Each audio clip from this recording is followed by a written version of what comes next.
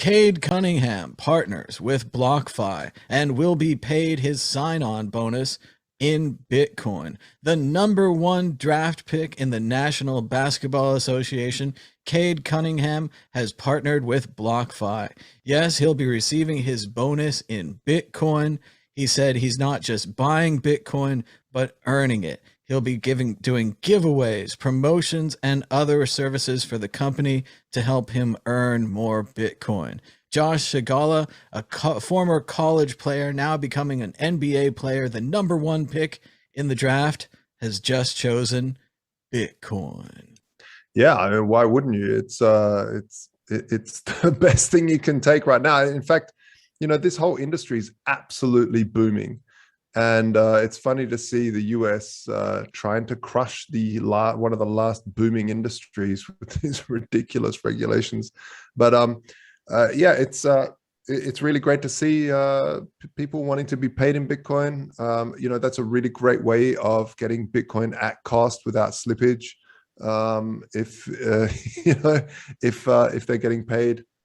So it's a really great move. I like it. I implore it. More people should do it.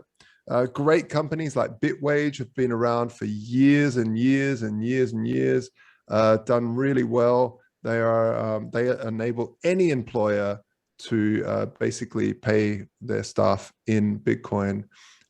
In fact, I don't even think you need the employer's permission. What you can do is sign up to their, if I'm correct, sorry, this is non-sponsored or anything, but I just like the idea. You sign up and you get a bank account and you give your employer that bank account, and then you can decide how much Bitcoin arrives and stuff like that. But that's pretty cool as well. But yeah, BlockFi, well done. They're a lending platform. I really love that whole lending thing. I don't like that it's centralized. That's why, I like the more decentralized lending stuff that we're doing at the Standard. But it's really cool to see companies actually getting these big names on board. And I kind of feel like it's sort of 2015 sort of news to say, hey, we've got some big name accepting Bitcoin. But sometimes we have to, do a retrospect in this industry. Sometimes we need to go way back. I saw an article the other day about some barber shop that's now accepting Bitcoin. And I was like, 2013 called and want their headline back. It was so kind of funny. We'll do the number one basketball player this week. We'll do the barbershop next week. Dan, Eve, your thoughts? Well, I think it's great that more big names are getting into the space. I'm not really an NBA connoisseur, so the first time I've heard of this dude was today actually. But it's good. It's someone who's being paid in Bitcoin.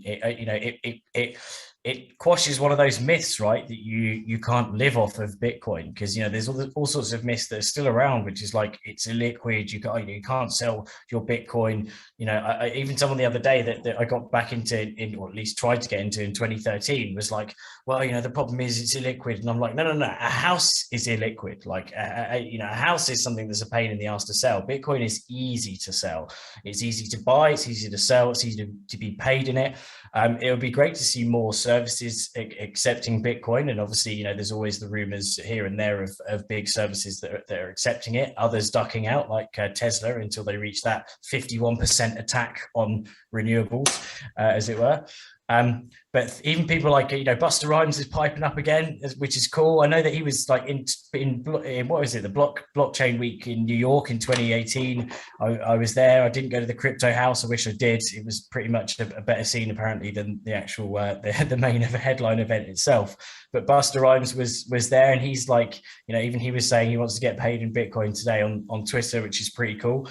The only downside is that if you're getting paid in Bitcoin, you've got to, because hardly anyone accepts Bitcoin, you've got to sell the Bitcoin, which is really hard.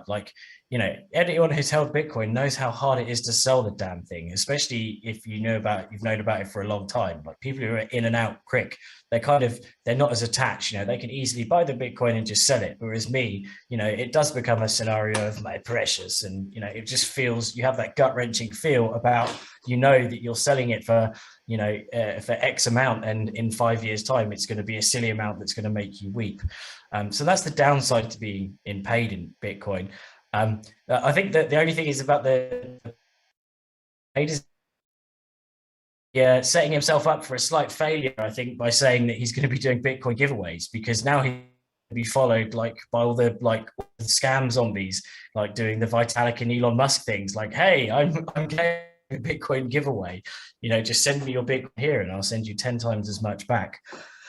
But sorry, I think it's ultimately a very good thing. I think the more worldwide Bitcoin becomes via kind of influencers, those are the main pushers nowadays from a marketing perspective. TV and stuff's old school. It's influencers now. It's people that are big, who have a voice that are the ones that get heard and get listened to. And so I think it's great the more we have from the ordinary world breaking through into Bitcoin, especially saying they want to get paid in it as well.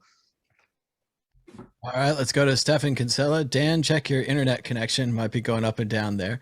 Stefan, your thoughts on the NBA? Not being the world's biggest basketball fan, although I did go to college with Shaquille O'Neal, ran into him once or twice, standing at waist level. The headline is a little bit clickbaity because it says his sign-on bonus is in Bitcoin, implying that his salary from the team he's going to, but I think it's some kind of bonus from BlockFi. I don't blame the guy. I mean, a lot of these guys that are wealthy are going to become wealthy, have an interest in looking at where they're going to put their money. And he seemed to have some pretty intelligent comments about the dangers of inflation for the average person, and banking services and money transfer services for the ordinary person, and how crypto can solve this. And I think this is just, I don't really know if Bitcoin needs advertisement to work. If it works, it's going to work on its own merits, just like Liberty is what I also believe. But I think this is how it gets adopted. It gets adopted by different waves of people getting interested in it and hearing about it, right? And FOMO happening. So I think we're still below the peak of adoption.